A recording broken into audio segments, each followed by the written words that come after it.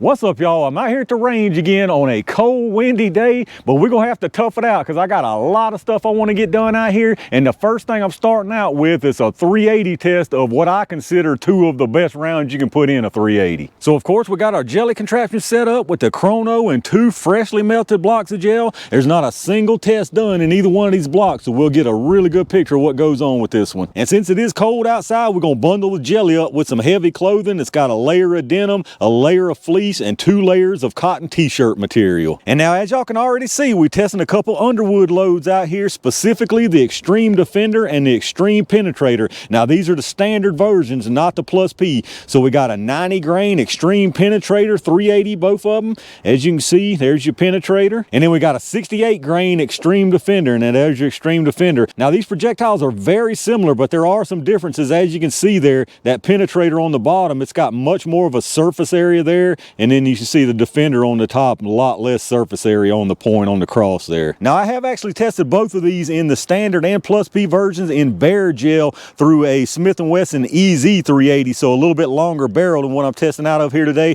And I've also tested just the Defender, or just the Penetrators, excuse me, in some clothing gel, but I hadn't never tested them side by side, and people have asked me to do that. So I figured, in my opinion, besides these, an FMJ is probably the only thing I would run in a 380. After all the tests I've done, it doesn't matter. I don't care about, well, what about this hollow point? Well, what about this? What about that? What about a 9-year-old XTP loaded by a certain company at a certain load? I don't care about any of that. From my testing and what I've seen, it would be one of these or an FMJ, period. Now, like I said, we're staying with the little short barrel here. Y'all know my favorite tool, the LCP Max here with the 2.8-inch barrel. But I think we're gonna see some nice performance out of both of these in the gel. I don't believe they're gonna care anything about that cloth, but it should be interesting to see them side by side. So let me get this stuff set up and let's check them out. All right, let's check out some speeds on these things. I'm gonna do a 5-round average from each one, starting with these 68 grain Defenders first. The box is saying 1,300 feet per second. Obviously we ain't gonna hit that, but be curious to see just how close we do get.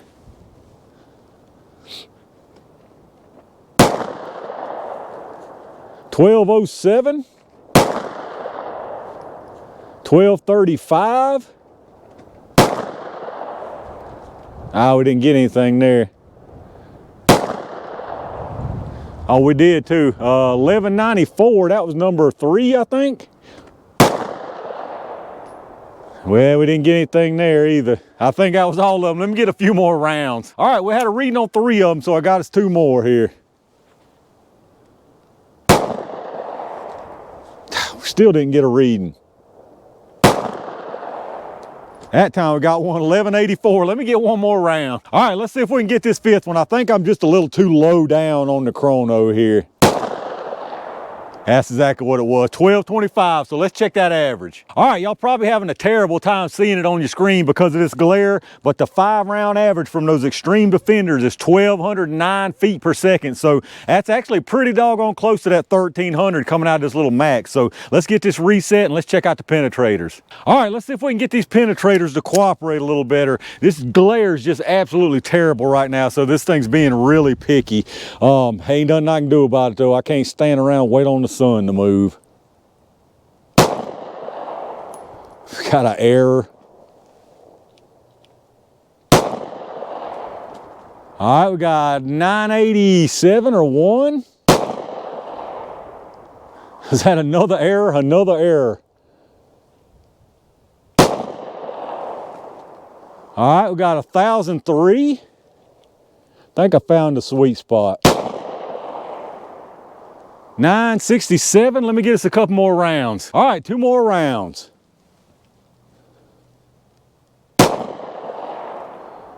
946. All right, y'all, that 5th one was an error also, and unfortunately, I don't have but 2 more of these rounds with me, and I gotta save at least one in case I goof up in the gel, so we're only gonna do a 4-round average on the Penetrators.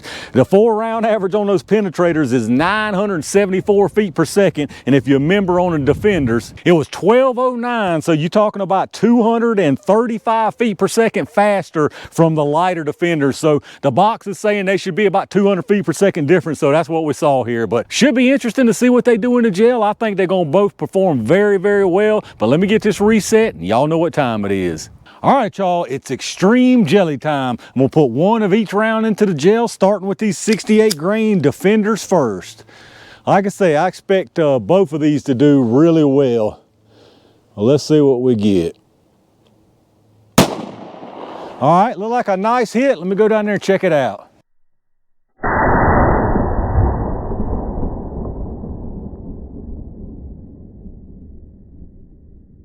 All right, looking good down there so far with that Defender. Let's check out this Penetrator. I suspect it's gonna be just as good or probably a little better in my opinion anyway.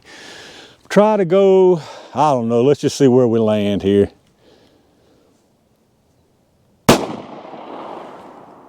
I can't tell. I think I see the entrance down there. Let's go check that out.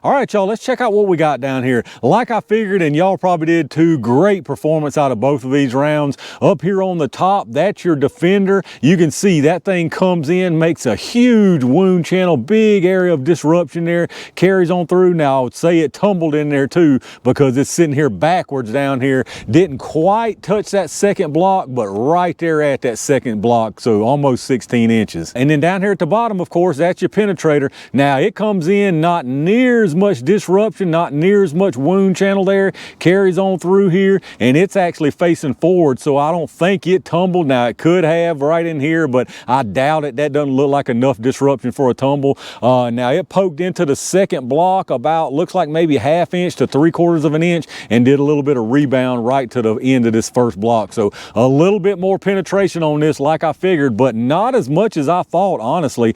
And with the way this disruption is and the energy on this, you're talking about 30 foot-pounds more energy on the Defender. So, you know, in the past, I've said that I prefer this Penetrator because of the penetration, but if that's all the difference we're gonna get, I believe I'd probably go with that Defender from what I'm seeing so far. Now, as far as the penetration, like I said, the Defender is just short. It's about 1/4 of an inch short. So you're looking at 15 3/4 of an inch of penetration off that Defender. And then on the Penetrator, it's exactly 1/2 of an inch into this second block and then rebounded, so 16.5 inches for the Penetrator. All right, y'all, let's take a look at these projectiles. Not a whole lot really to see, just some solid chunks of copper. This right here is your Defender, and this one right here is your Penetrator, as you can see with that bigger surface area. Now, it looks like the little corners have rounded a little on both of them, but no real deformation at all to speak of. Obviously, no expansion, and you can see a little closer look there at the differences in the design of these things. The Defender has a lot less surface area, and it looks like the flutes are much deeper and much bigger on the Defender, and then your Penetrator obviously has got the bigger surface area with the smaller flutes on it. Now, I'm pretty sure we didn't lose anything, but we'll measure them anyway. This is the 68 grain Defender. It's exactly 68 grain, 68.0. And then your 90 grain Penetrator is 90.1. So these things are right on the money pretty much as far as their weights. Now, expansion obviously is non-existent, but we'll measure them and see what they are anyway. Check out that big cavity on the bottom there. It's a big old cavity to keep that thing the correct overall length with that light of a weight. But anyway, this is the Defender on it. Measurement here, we got 352 and 353, so starting measurement is what it should be. And then your Penetrator here, now it's solid all the way through. You got 355 and 354, so correct starting size on both of those.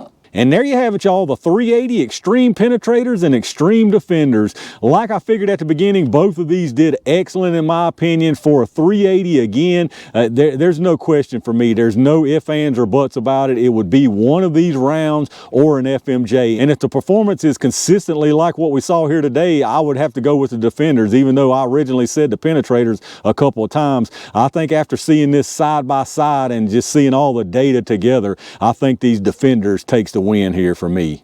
All right, y'all, I'm gonna call it right there for this test of the Underwood Extremes. Like I said, this is pretty much what I figured we would see, other than the fact that I figured we'd have a little bit more of a difference in the penetration between the Defender and the Penetrator, but really you didn't. What was it, 3/4, an inch or something like that? Less than an inch. Very, very little difference between those two. And then on top of that, we got more disruption from that Defender and more energy out of it. So seeing what I'm seeing right here today, my pick would definitely have to go to the Defenders. But y'all let me know what y'all think about these two rounds. Does some of y'all out there carry either one of these? If you don't, after seeing what you saw here today, if you had to make a choice between the two of them, which one would you pick? Now, like I said, these were the standard pressure. I do have the plus P's in both of these also. If that's something y'all be interested in seeing out of this little LCP Max, let me know. I just figured most people who would be running them out of this Max would probably run the standard pressure. But if y'all interested in the plus P version of them, let me know and I'll check those out too. If you did enjoy the video, take a second, hit that thumbs up, subscribe to the channel,